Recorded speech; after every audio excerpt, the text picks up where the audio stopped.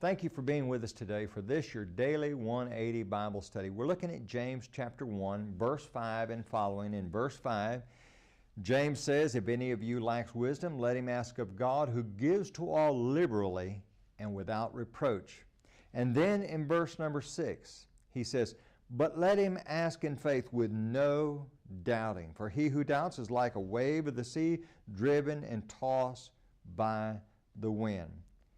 The acquisition of faith and of wisdom requires a trusting faith and a singleness of heart.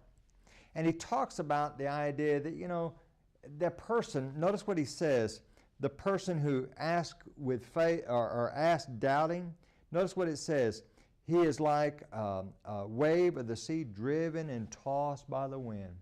Just aimless conduct, aimless motion, a lot of motion, but nothing that really amounts to anything.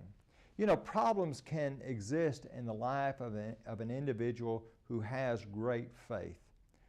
But doubt and faith are incompatible.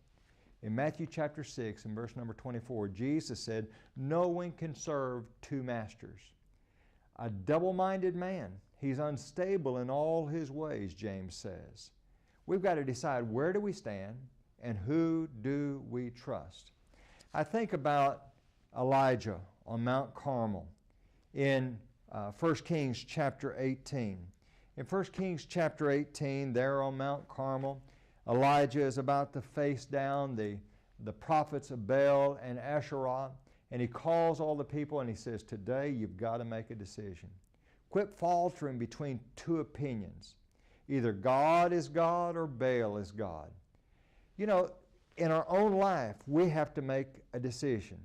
And there's a lot of folks that, they believe in God, but I don't know that God can take care of this problem. I don't know that God's really there because the doctor just told me that I've got this terrible disease or I just lost my job.